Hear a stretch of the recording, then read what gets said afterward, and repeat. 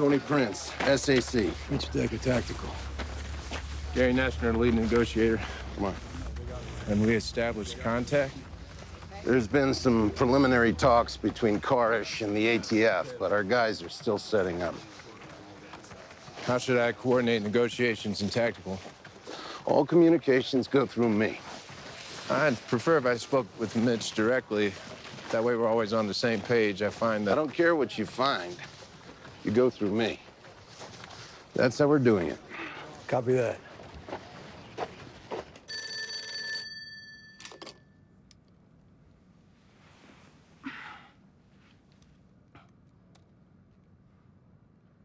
Hello? Hello, who am I speaking with? This is David, the Notorious. Hi, David. This is Gary, FBI. Hey, Gary. How you doing? You know, I suppose we both had better days. Yeah, you're telling me. Yeah. Tell me, Gary. You gonna come kill us all? No. I'm here to work this out with words, not bullets. Why didn't you do that in the first place? When I was out in town or jogging. Jacob Vasquez knew that. David, I can't tell you the answer to that because I wasn't involved. Put Jacob on the phone. Well, I wish I could, but he's not here. Now, David, I hear you're injured, and I'd like to get you medical attention. We just need you to come out. Come out? After what you did to us? After you came in and shot us for no reason? Well, like I said, we're FBI. We had absolutely nothing to do with that. In Psalms 2, it says David has a vision of the future, of confrontation between man and man's law and God's law. Okay. And Revelation 13 tells of a lamb-like beast who will rise up. Tell me, Gary, what empire is lamb-like or Christian? The United States of America. The leaders of the earth will join in council together against the Lord, against his anointed. The message in Psalms 2 is clear, Gary. Seems like you know the Bible back to front. I memorized every word of it. And you know, it also seems like you have a message. My purpose here, Gary, is that message. Well, what if I could help you? What if I can convince my commanders to let you share your message with the world? Would you come out then? When you say world, do you mean national TV? Sure. You broadcast my message on national TV, then yeah, I'll come out. Okay, let's be clear. If I make this happen, you will peacefully surrender. You're agreeing to that?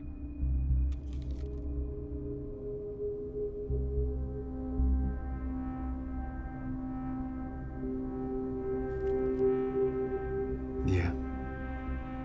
You have yourself a deal.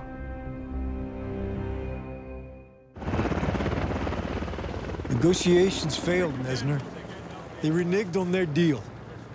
Let me handle this. I can have the building cleared by lunch. Look, this isn't the first time in the history of negotiation that someone reneged on a deal, okay? Our primary objective has to be getting those kids out safely. Clearing the building comes second. Look, they're screwing with us. Now's the time to apply more pressure. No. Let's not mistake getting even for getting what we want. Trickle, flow, gush. That's my next strategy. If I can get a few people to trickle out, more will follow as it starts to flow. And once Koresh sees enough people leave, he won't be the last in line. It would undermine his authority. He'll lead the rest of them out himself, and the whole thing will be over. I just need a little time. Okay.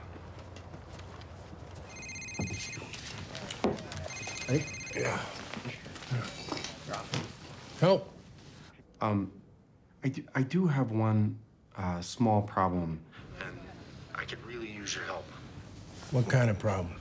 So, I guess because of the stress of all this, the mothers who are nursing have stopped lactating.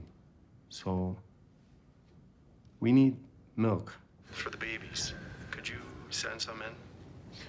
Let me talk to my boss. Okay, thanks, Gary. You bet. No, I'm not throwing them a picnic on national TV. They want milk, they can come out and get it. Look, usually the people I negotiate with are backed into a corner. They need something, and that's what gives me leverage. But these people, they just want us to go away. The only way I've been able to motivate them is with Goodwill. But now, their babies need milk, and we can give it to them. This is something we can build on. We can use this. Look, I just don't think we should make it so easy on them. Jesus, you think we made it easy on them? They agreed to send their kids out, for Christ's sake. Right now, the only card we have to play is creating Goodwill. No, it's not. That's your only card, Gary. Look, the people they're sending out won't talk, and we have no idea what's going on in there, what they're planning to do. All right, what's your point, Noesner? If we send the milk in and bug it somehow, we'll have ears inside. That'll help me with negotiations and Mitch tactically.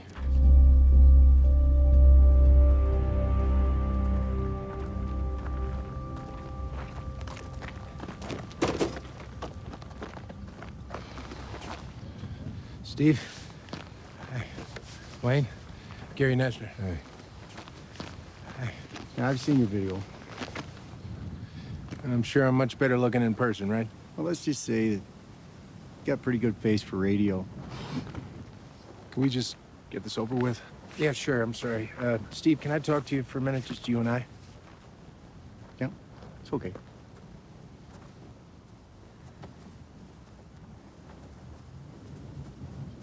You need to know your people are in a lot more danger than you think. In my experience, the longer these situations go on, the more erratic people's behavior gets. And we're seeing that on our side, too. Uh-huh. Can I ask you something, Steve? Yeah. I mean, look, Steve, the thing you gotta realize is that you do have the power to make your own decisions. Decisions for you, for Judy, for mine, and for everyone in there who is waiting for someone to find the courage to lead them out. You know, it's funny. No one's explained to me what we did to deserve all this. You know, you had the power to end this, too. How's that? You could just leave. We weren't bothering anybody.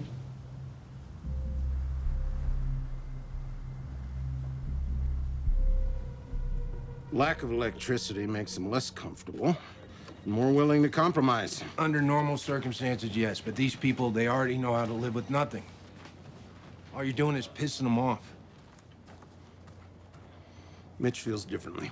You know, sir, with you talking to Mitch and I separately, it feels like we're operating at cross purposes here. It's been 9 days. How much longer do I let this go on? As long as it takes. Do you know what this is costing taxpayers? God damn it, I'm not worried about taxpayers right now. Gary, we need to bring this to a resolution. Look, Koresh has been bullied his entire life. Here we go. The more you let HRT do what they did last night, the more he's gonna dig in. He's let people out. That shows he's willing to work with us, but we've got to meet that with positive reinforcement, not punishment. You want to train a dog to fetch your newspaper? Do you kick him in the balls every time he brings it back to you? No. I'm sorry, Tony. We both want the same thing. Do these kids seem abused to you? No, they sure don't. Yeah. I've seen abused kids. They don't act like this. These children are loved. Their parents must be suffering to be without them. If Koresh won't send out any more kids, we need to start working on the parents. Okay. How do we do that? Go get the camera.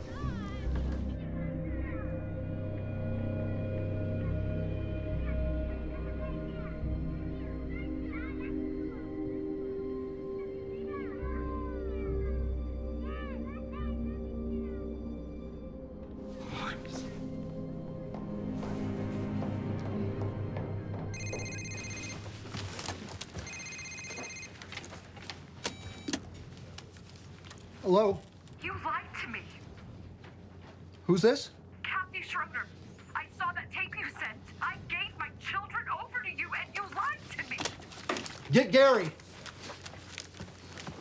I'm sorry, Kathy. You have me at a bit of a disadvantage. I'm not sure what we're talking about here. Danny!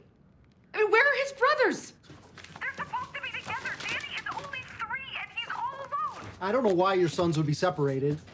Wait, the father took them. Now, why didn't he take Danny? Well, Danny's not his. I mean, he belongs to Mike. No, my second husband. Who you killed? Oh. I need you to get Danny to his brothers. Okay, they'll look after him. I need you to make Dale understand. Kathy, your first husband has no legal right to Danny. Well, nobody told me that! God, you guys are I mean, first you kill Mike, and now Danny's just all alone. This is not right. This is not Kathy, right. I'm so sorry. I can only imagine what you're going through. But sometimes when it comes to children, it's necessary to set aside what we need for their needs. And right now, you know what Danny needs most? It's a hug from his mommy.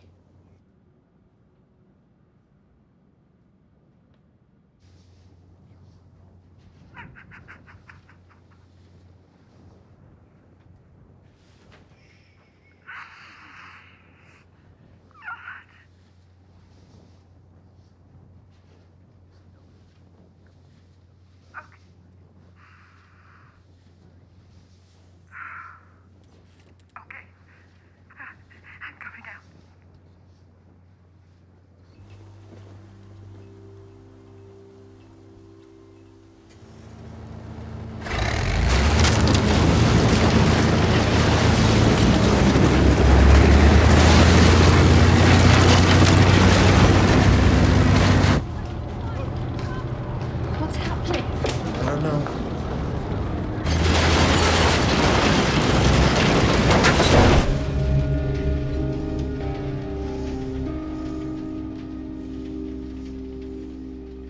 Everything you tell me is a lie, Gary.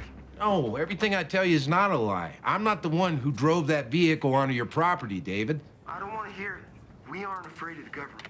Big Brother wants to come in here and fight. We will fight back. I think we've proven that before. And as long as our flag is still flying, I'm going to defend it.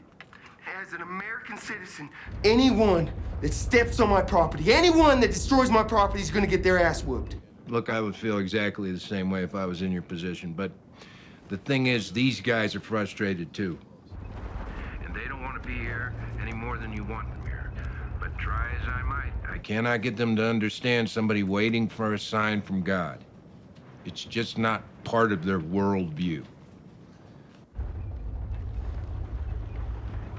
I get that, Gary. But we can get through this if we work together, okay? Now, I want you to sit tight. I'm gonna go talk to my bosses and try and get those tanks off your property, okay?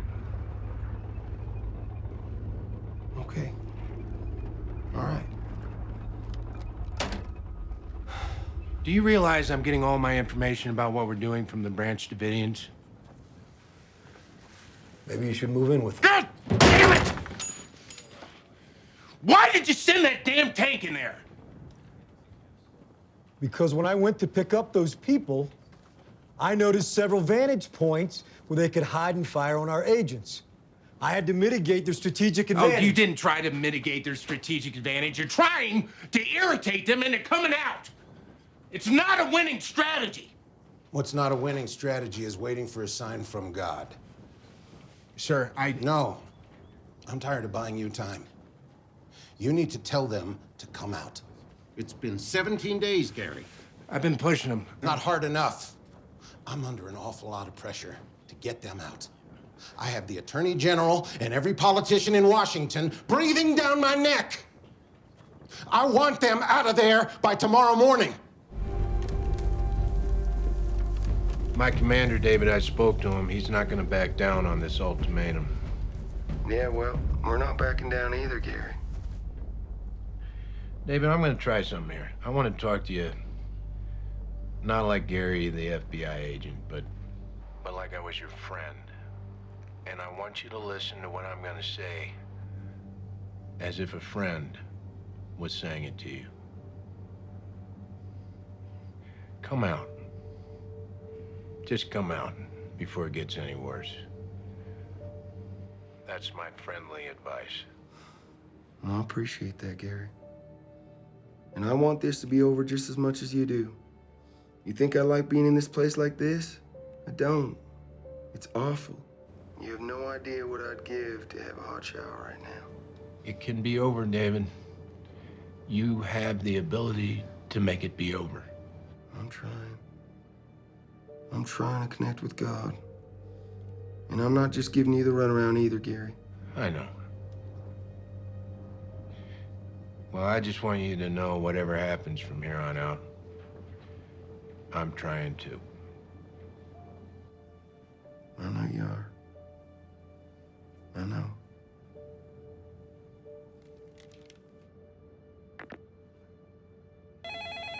Gary!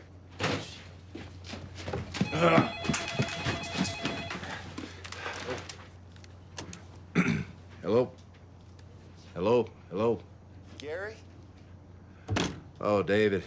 I have to say I've missed the sound of your voice, brother. What's going on? Something special happened today, Gary.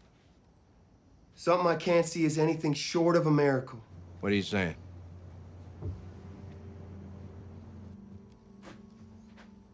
I got my sign from God, Gary. We're coming out.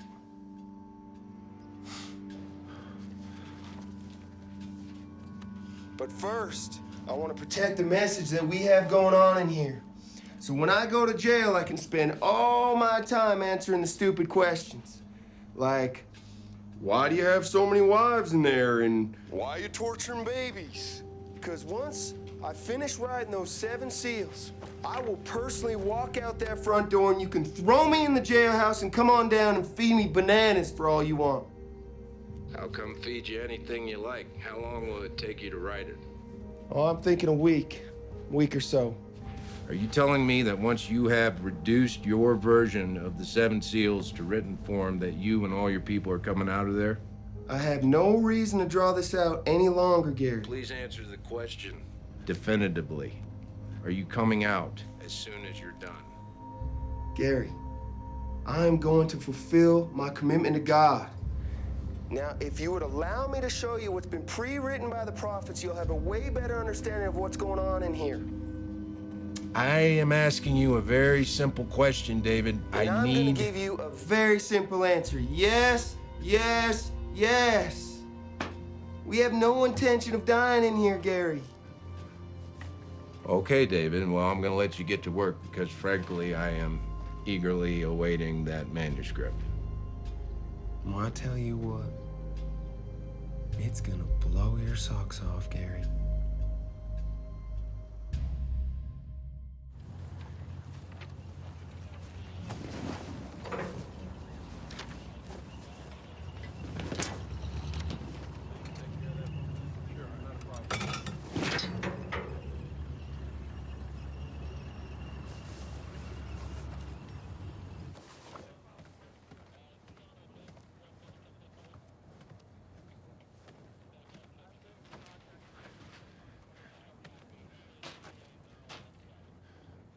There are barrels of CS gas out there. This thing needs to be brought to a logical conclusion. CS gas is banned by the Geneva Convention. It would be a war crime to use CS gas on a terrorist. And you think it's a logical conclusion to use it on American women and children? You've had almost 2 months to work this out. And you failed. What do you mean I failed? We have a deal for surrender. Yeah. I know.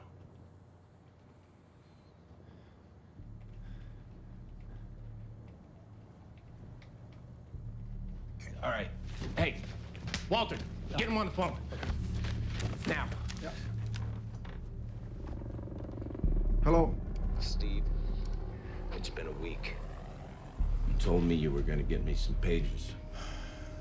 I know, but David... I need the pages. Gary, David really wants to get this right before he says anything. give a shit what David wants anymore. I need those pages. The last time he sent out a message, he was embarrassed. And you saw how that turned out. Why not give him the time that he needs so that he can get it right? We don't have time anymore. Get me the pages now, Steve. I am trying to help you people, but you make it so goddamn hard. Do you have any idea what is... Hello? Steve?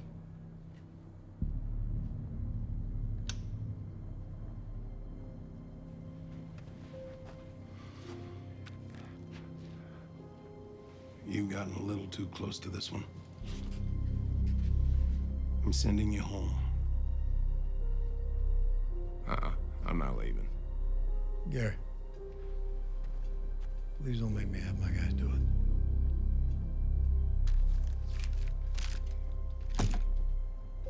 You cannot remove these people by force. The more you push them, the more they think it is a test of their faith. You've been wrong about a whole lot of things on this one, Gary.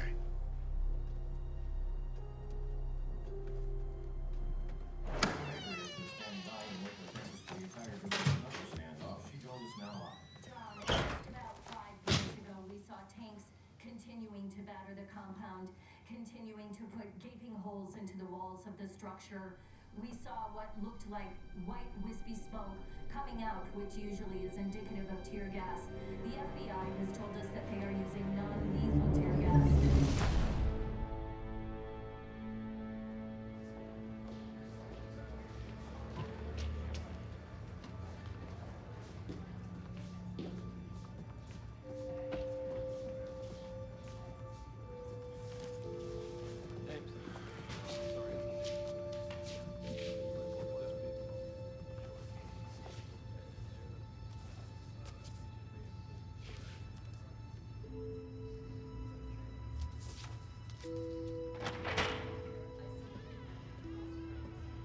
Gary Noesner, they're ready for your testimony. Thank you.